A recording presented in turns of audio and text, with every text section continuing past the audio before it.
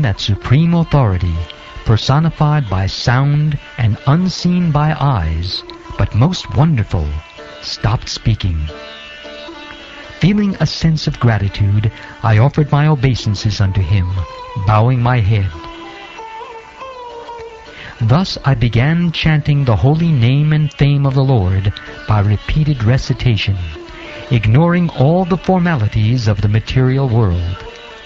Such chanting and remembering of the transcendental pastimes of the Lord are benedictory. So doing, I traveled all over the earth, fully satisfied, humble, and unenvious. And so, O Brahman Vyasadeva, in due course of time, I, who was fully absorbed in thinking of Krishna, and who therefore had no attachments, being completely freed from all material taints, met with death, as lightning and illumination occur simultaneously.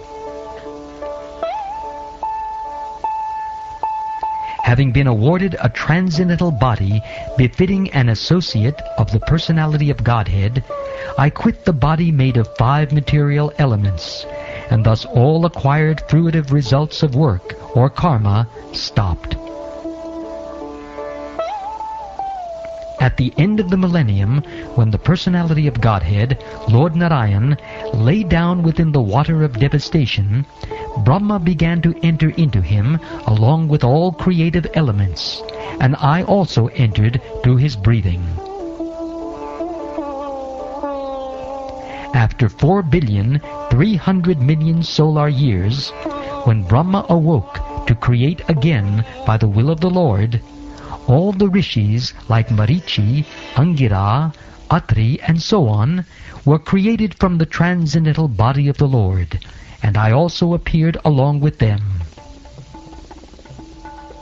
Since then, by the grace of the Almighty Vishnu, I travel everywhere without restriction, both in the transcendental world and in the 3 divisions of the material world.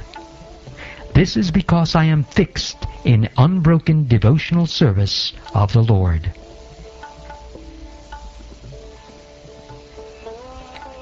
And thus I travel constantly singing the transcendental message of the glories of the Lord, vibrating this instrument called the veena, which is charged with transcendental sound, and which was given to me by Lord Krishna.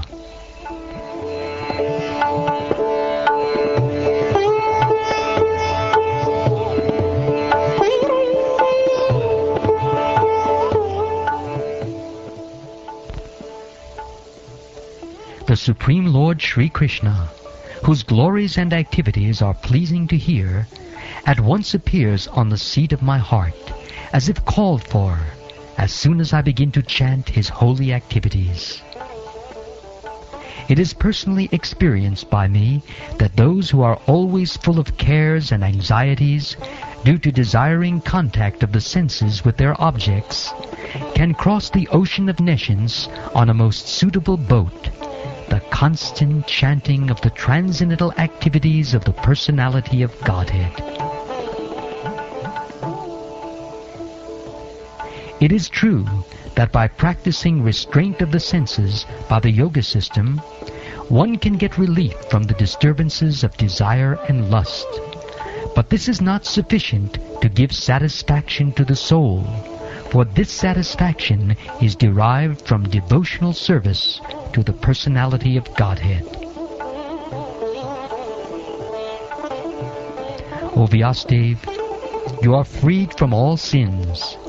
Thus I have explained my birth and activities for self-realization as you asked.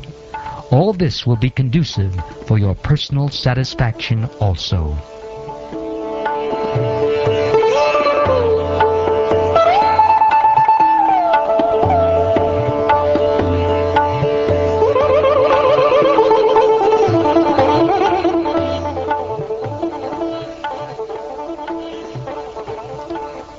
Sutta Goswami said, thus addressing Vyasadeva, Srila Narad Muni took leave of him, and vibrating on his veena instrument, he left to wander at his free will. All glory and success to Srila Narad Muni, because he glorifies the activities of the personality of Godhead. And so doing, he himself takes pleasure and also enlivens all the distressed souls of the universe.